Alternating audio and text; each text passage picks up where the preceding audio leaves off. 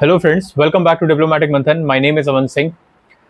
अपने एक स्टूडेंट से बात करते time I came across a very serious question, that is इस पर्टिकुलर एग्जामिनेशन यूपीएससी को फर्स्ट अटेम्प्ट में कैसे क्रैक करें। So I thought upon making a video जिसपे मैं आपको ये एक्सप्लेन कर पाऊँ what is that common thing among toppers. ऐसा क्या चीज कॉमन है टॉपर्स में जो फर्स्ट अटेम्प्ट में दिस पर्टिकुलर एग्जामिनेशन जो है वो क्रैक करते हैं। इसके ऊपर मैं पर्टिकुलर एक डेडिकेटेड वीडियो बना रहा हूँ आपके लिए कि what is that one thing जो हर एक टॉपर में आपको एक पर्टिकुलर जो आप देखोगे फर्स्ट अटेम्प्ट टॉपर्स को, तो उनमें ये कॉमन थिंग आपको देखने के लिए मिलेगी। What is that one particular masala that is needed in you, that is needed in your personality to crack this examination. I'll be talking upon this, but उससे पहले अगर आपने अभी तक हमारा चैनल सब्सक्राइब नहीं किया है तो जल्दी से उसको सब्सक्राइब कर लीजिए सो दैट हमारे पर्टिकुलर चैनल की जो अपडेट्स हैं वो आपको टाइम टू टाइम मिलते रहे। अब friends, as a question suggest कि हमारे टॉपर्स में ऐसा क्या है जो फर्स्ट अटेम्प्ट में उनको क्रैक करने के लिए हेल्प करता है। So as you can see यहाँ पे मैंने 3 वेन डायग्राम्स बनाए। एक्चुअली वेन डायग्राम्स जिसको नहीं पता है बस आप इसको एक सर्कल मान लो। इसमें जो पर्टिकुलर मैंने सर्कल बनाया है इसमें कुछ ऐसे स्टूडेंट्स हैं। ये जो ग्रीन आप देख रहे हो, ग्रीन, जस्ट अ सेकेंड, इसमें आप जो ग्रीन सर्कल देख रहे हो दिस इज आवर टॉपर्स जो फर्स्ट अटेम्प्ट में क्रैक कर पा रहे हैं। इसमें हमारे टॉपर्स हैं जो फर्स्ट अटेम्प्ट में क्रैक कर पा रहे हैं। Then we have this particular red, और ये जो रेड आपका जो सर्कल है इट डिनोट्स समथिंग, एंड ये जो डिनोट कर रहा है ये भी डिनोट कर रहा है हमारे सीरियस एस्पिरेंट्स को जो कि लिटरली सीरियस हैं बट उनका फर्स्ट अटेम्प्ट में नहीं निकल रहा है। सेकेंड अटेम्प्ट में भी I think they got failed, उसके बाद थर्ड फोर्थ, और मतलब अनफॉर्चुनेटली कभी कभी हमें देखने के लिए मिल जाता है कि 6 अटेम्प्ट उनके निकल गए और उनका सिलेक्शन नहीं हुआ। तो इसमें जो रेड है, रेड में हमारे सर्कल में वो सारे कैंडिडेट्स हैं, and this particular white circle denotes जो उन एस्पिरेंट्स को जो सीरियस नहीं है। इस पर्टिकुलर एग्जामिनेशन में हमें ये ध्यान में रखना है बिल्कुल अच्छी तरीके से कि सभी लोग सीरियस नहीं है, राइट। अगर लाइक आई वुड से अगर आपके 10 लोग जो हैं वो एग्जामिनेशन देने जा रहे हैं तो उसमें से आपके 5 ही ऐसे होंगे जो सीरियस होंगे और उसमें से आपके 2 ही ऐसे होंगे जिनकी preparation up to the mark होगी।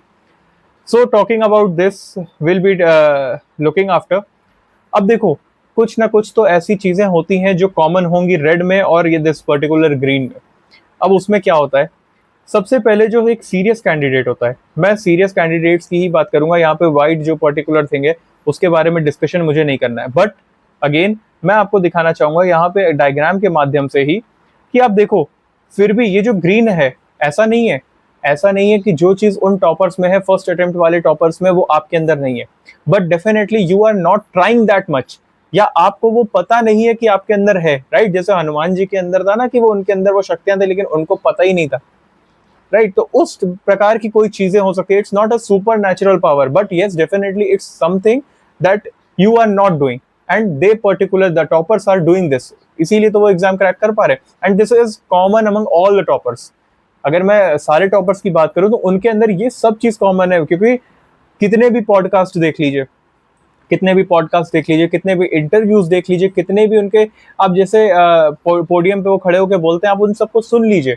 उनके कोई भी आप पॉडकास्ट, इंटरव्यूज, कुछ भी आप उनके सेशंस अटेंड करिए, आप उनके देखिए, एक पॉइंट ही होगा जो सामने आएगा, हमेशा आएगा, दैट इज। अब मैं बात करता हूं यहाँ पे सीरियस कैंडिडेट्स की। यू कैन सी कि ये जो रेड, ये जो एरिया है इसमें ग्रीन भी है। This is a common area, right. This is a common area of red and green. This is the common area of red and this particular green. तो ये तो आपको पता लग गया कि यू आर एटलीस्ट 70% of this particular serious candidate जो आप टॉपर बन रहे हो, राइट। 70% तो आपने कंप्लीट कर लिया है मामला।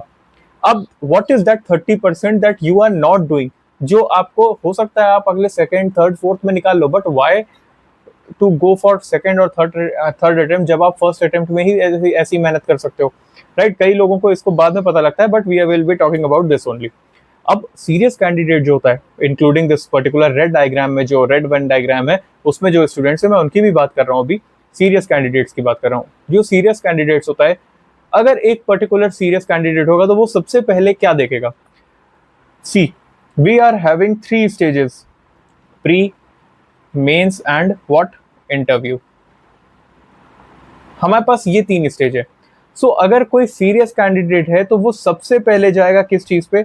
सर वो सबसे पहले जाएगा, देखेगा कि ये एग्जाम का पैटर्न क्या है, what is the pattern of this examination. It is on a pre mains and interview basis, pre में कैसे क्वेश्चंस आ रहे हैं, या प्री में क्वेश्चन सॉरी प्री में किस टाइप्स का पैटर्न है, लाइक दो पेपर होते हैं प्रीलिम्स में, GS paper 1 and CSAT and all, right. इस तरीके से वहां पे डिस्कशन होगा, उस तरीके से वो सोचेगा एक सीरियस कैंडिडेट। ओके, अगर पैटर्न अब हमने देख लिया तो अब हम देखेंगे सेकेंड चीज होगी हमारी कि यार इसका सिलेबस कैसा है। Second thing he will be looking after syllabus. Syllabus देखेगा, पहले वो प्रीलिम्स का देखेगा, then he will be going to mains. Mains में पता करेगा अच्छा ओके ऑप्शनल भी होता है, ऑप्शनल में उसको देखेगा, सिलेबस देखेगा, ऑप्शनल चूज होगा उसका, फिर उसके बाद इंटरव्यू एंड ऑल, ये सारी चीजें वो करेगा। Third thing will be he will be looking for PYQs। ये एक सीरियस कैंडिडेट की निशानी है। सीरियस कैंडिडेट आपको जब भी मिलेगा वो कुछ इसी प्रकार से उसका पैटर्न होने वाला है। आप कभी भी कोई भी पॉडकास्ट सुन लो, कोई भी आप वीडियो देख लो, किसी भी टॉपर्स की आप बात सुनो, वो यही बोलेंगे, राइट। तो this is a particular thing. फिर PYQ पे बात होगी, PYQ पे ही विल बी लुकिंग कि भाई किस तरीके के क्वेश्चंस आ रहे हैं इसमें, because it also matters a lot. अब चलो यहाँ तक तो ये 70% की बात हो गई, ये 70% की बात हो गई कि you are a serious candidate, you have completed this 70%, बट अभी भी जो 30% है वो कहाँ गया? उसको भी तो इम्पोर्टेंट है, बिकॉज उसी के बिना तो आपका अटेम्प्ट रुका हुआ है, राइट। सो अब इसमें अगर मैं बात करूं तो कहीं ना कहीं 10 to 15%, 10% I would say 10% would be your luck.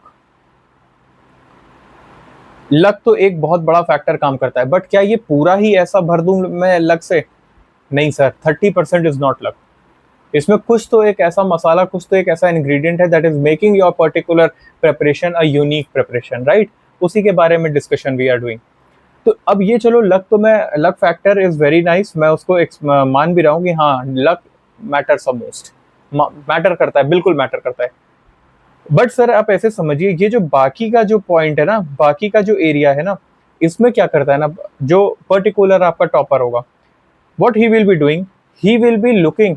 जैसे एग्जांपल मैं आपको देता हूँ, मान लीजिए कि न्यूज़पेपर पढ़ रहे हैं हम।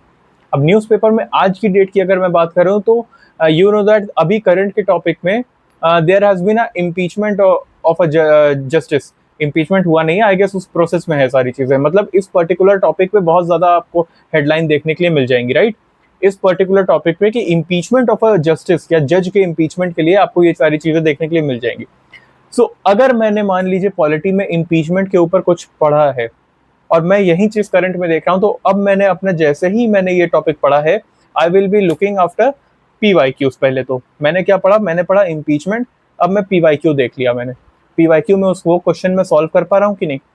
अगर वो मैं सॉल्व कर पा रहा हूँ, वो मैं अगर सॉल्व कर पा रहा हूँ, तो फिर मैं क्या देखूंगा, मैं देखूंगा करंट के टॉपिक से रिलेट करके मैं क्या इसका आंसर राइटिंग लिख पा रहा हूँ, आंसर राइटिंग मैं कर पा रहा हूँ इसकी, मैं ये चेक करूंगा। अरे यही तो यूनिकनेस है, ये जो बेंच मार्क है, ये जो टॉपर्स ने क्या निकाल लिया है पता है? टॉपर्स ने निकाल लिया है कि ये जो यूपीएससी का जो बेंचमार्क सेट है ना, आपको लग तो रहा है कि आप प्रिपरेशन कर रहे हो और आप यहाँ पहुंच चुके हो, आप यहाँ पहुंच चुके हो, आपको ये लग तो रहा है, बट एक्चुअल में आप यहीं पे हो, बिकॉज आपने क्या किया, आपने पढ़ लिया एंड आपने उसको क्या नहीं किया, आपने PYQ नहीं चेक किया उसके। And PYQ matters the most. PYQ check करोगे, फिर क्या पता लगेगा कि यार ओके मेरे 10 में से 5 क्वेश्चन गलत हो गए। अब 5 क्वेश्चन गलत हो गए तो आपने एक सीढ़ी चढ़ ली है, एक सीढ़ी तो आप ऊपर चढ़ लिए, क्योंकि आपने PYQ से 5 क्वेश्चन तो एटलीस्ट सही कर लिए। अब वो जो 5 क्वेश्चन गलत हुए हैं आपके, वो 5 क्वेश्चन करेक्ट करके आपने दूसरी सीढ़ी चढ़ ली। अगर आपने वो 5 क्वेश्चंस को दोबारा रिवीजन किया और उसको पता लगाया आपने कि यार इसका पैटर्न ऐसा था, इसमें क्या चीज ऐसी थी जिससे मेरी वजह से गलत कर दिया मैंने, उसको आपने अगर सॉल्व किया तो आपने दूसरी सीढ़ी चढ़ ली। And this steps matter the most. ये जो स्टेप्स है ना, यही यूपीएससी के जो टॉपर्स हैं उन्होंने क्रैक कर लिया है। बिकॉज सबसे इंपॉर्टेंट चीज इस एग्जामिनेशन में ये है कि अगर आप PYQ से दूर हुए तो आपका एग्जामिनेशन से दूर हुए, आई मीन क्रैकिंग एग्जामिनेशन से आप दूर हो गए। And this is a fact. जिस दिन आपने PYQs को देखना छोड़ दिया, उस दिन आप ये समझ लेना कि आप पर्टिकुलर एग्जामिनेशन से उतना दूर चलते चले गए हो। बिकॉज आपको पता होना चाहिए पैटर्न क्या है। जैसे मैंने 2025 के पर्टिकुलर एग्जामिनेशन के ऊपर, जो आपका प्रीलिम्स हुआ था, उसके ऊपर मैंने एक डिटेल्ड वीडियो बनाई थी कि देखो क्या हिंट दे रहा है यूपीएससी, और उसने दिया भी है। अब देखना नेक्स्ट अटेम्प्ट में देयर इज अ 90% पॉसिबिलिटी कि उसके टाइप के क्वेश्चन आपको बड़े हुए मिले, वो अगर आपने वीडियो नहीं देखी तो आप प्लीज जाके देखिएगा उसको। So this is a thing कि ये जो स्टेप्स, अब यहाँ पे आपने गलती कर दी थी, इसके बाद आपने क्या किया, इसके बाद आपने करंट को ऐड किया, करंट को ऐड किया और इससे आंसर राइटिंग लिखा। आंसर राइटिंग लिखने के बाद आप धीरे धीरे ओवर द टाइम, अब ये चीज एक दिन में नहीं होगी कि आप यहाँ पे हो, आप यहाँ पे और यहाँ से यहाँ नहीं पहुंच सकते हो, स्टेप्स लेने पड़ेंगे। एंड वो स्टेप्स आपको ओवर द टाइम समझ में आएगा, ओके मेरी माइंडसेट ये था, मेरा गलती ये था, वो आपको ओवर द टाइम ही समझ में आने वाला है। It will not be a thing जो आपको एक दिन में आपने आंख बंद की, खोला और ये लोग ऊपर पहुंच गए हो, ऐसा नहीं हो सकता sir. Practice will make you perfect, right. तो ये चीजें जो टॉपर्स ने देखी, इसमें आप शुरू में देखो सबने यही कहा कि शुरू में मुझे टाइम लगता था, बट ओवर द टाइम धीरे धीरे धीरे धीरे चीजें हो गई। और ये जो ओवर द टाइम धीरे धीरे वाला प्रोसेस है ना, यही तो लोगों को नहीं पसंद आता है। दिस इज अ थिंग जिसमें आधी से ज्यादा जनता जो है वो बाहर हो जाती है, दिस इज अ प्रॉब्लम। तो कहीं ना कहीं अगर यू आर फॉलोइंग दिस, तो आप ये चीज ध्यान रखो कि आपका कंपटीशन जो है, वो आपका जो कंपटीशन है वो अराउंड 10,000 से, अगर आपने ये चीज ध्यान रखी है, राइट। तो कहीं ना कहीं इस तरीके से आपको मेहनत करनी है, इस तरीके से स्टेप बाय स्टेप चलना है। यू हैव टू, मेरे पास अभी यहाँ पे बुक रखी थी but I don't know where it is, just a second I would show you. Mains की बुक मेरे पास अभी भी रखी है, मेंस की पूरे क्वेश्चंस की। तो दिस इज अ थिंग जो मैटर करता है कि मेंस का पर्टिकुलर आपके पास एक बुकलेट होना चाहिए जिसमें क्वेश्चंस और प्रीलिम्स के क्वेश्चंस पीवाईक्यूज के हैं, ये particularly you should have your PYQs in your hand every time. कुछ भी आप एक टॉपिक पढ़ रहे हो, just go through the PYQs की इसके क्वेश्चंस कैसे आए हैं, आप सही ट्रैक पे कर रहे हो कि नहीं, क्योंकि ये चीज हमेशा प्रूवन है। आप जैसे ही अपने पीवाईक्यूज से अलग हटोगे, आपकी जो प्रिपरेशन है वो ऑफ द ट्रैक हो जाएगी, वो ऑफ द ट्रैक हो जाएगी। फिर आपके पास एक बेंचमार्क नहीं रहेगा, या आपको पता नहीं रहेगा, आपके पास एक पर्टिकुलरली एक वे नहीं रहेगा किस तरीके से आपको प्रिपरेशन करनी है। Actually it is like a over bridge, यहाँ पे आप खड़े हो, आपको दोनों हाथ से पकड़ के चलना है, एक तरफ आपको पीवाईक्यू करना है, एक तरफ आपको सेल्फ एनालिसिस करना है। एंड सेल्फ एनालिसिस जब आप पीवाईक्यू में गलती करोगे तो वहां पे काम आएगा। और इस तरीके से धीरे धीरे धीरे धीरे जब आप बढ़ोगे, it will help you a most. So this is a particular thing. And what is this particular thing कि आप सेल्फ एनालिसिस एंड पीवाईक्यूज को नहीं छोड़ सकते हो। सेल्फ एनालिसिस करोगे, वही एक ऐसा पॉइंट है जो आपको इस एग्जामिनेशन में क्रैक करेगा, आपको एग्जामिनेशन क्रैक कराने में हेल्प करेगा, राइट। तो यही सबसे इंपॉर्टेंट चीज थी जो हमारे यूपीएससी टॉपर्स में देखी गई है। And everyone has said this only, everyone has particularly, आप किसी का भी पॉडकास्ट देख लो, यही एक पर्टिकुलर थिंग, इसी के ऊपर सारी बातें हुई हैं। तो you need to work hard for this, you need to make a particular note. आप एक डायरी लिखो, आप एक छोटी सी डायरी बनाओ जिसमें आप टिक करते जाओगे, okay I have done this and I have solved this particular PYQ. क्योंकि अब ऐसा होता है कभी कभी कि आप पीवाईक्यू कुछ दिन करते हो, फिर उसके बाद छोड़ देते हो वो टॉपिक पे, again you will be forgetting all this, फिर भूल जाओगे, तो कोई मतलब नहीं है ना उसका, राइट। तो it is a process. And ये प्रोसेस अगर डिफिकल्ट ना होता तो फिर सभी एग्जाम क्रैक कर लेते, अगर ये प्रोसेस ही डिफिकल्ट ना होता तो सब एग्जाम क्रैक कर लेते। किसी को इतना वो नहीं था कि भाई ये अगर इतना ही इजी प्रोसेस होता ना तो सब ना कर लेते, ये सारे लोग करके बैठे होते। तो this is a particular thing जो आपके टॉपर्स में आपको देखने के लिए मिलती है कि पर्टिकुलर स्टेप बाय स्टेप कैसे चलना है, एंड वहां पे जो बेंचमार्क है उस तक कैसे पहुंचना है। तो पहले आप टॉपर्स कॉपी देखिए, किस तरीके से उन्होंने आंसर्स लिखे हैं, वो उससे एनालिसिस करिए, उस टाइप के आंसर्स अपने में इंक्लूड करिए। These are the things that will be helping you a lot, right. उससे आपको पता लगेगा ओके यूपीएससी इज एक्सपेक्टिंग ये वाला आंसर, इस टाइप का आंसर मैं इससे बेटर कैसे बना सकता हूँ, उसमें क्या करंट का मैं टॉपिक ऐड कर सकता हूँ। जैसे मैंने आपको बताया कि यशवंत जो जस्टिस हैं, जो जस्टिस यशवंत है, उनके ऊपर आजकल हेडलाइन बहुत ज्यादा है, इसके ऊपर क्वेश्चन आने के पूरे चांसेस हैं। इमरजेंसी को 50 साल हो गया, इसके ऊपर क्वेश्चन आने के बहुत ज्यादा चांसेस हैं।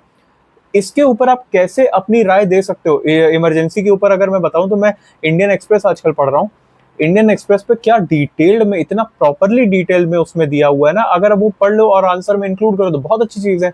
मन की बात करते हैं प्रधानमंत्री मोदी, मन की बात से आपने कई सारी लाइंस मैंने निकाली है। तो ये सारे जो फैक्टर्स हैं, मन की बात जो प्रधानमंत्री मोदी करते हैं उसमें आप डाल सकते हो, उससे भी answers. So this is a particular thing, hope this video will be helping you a lot in particular your examination. आपको कोई भी इशू हो तो you can just comment me on my comment box. We will be meeting you in next video. तब तक के लिए जय हिंद।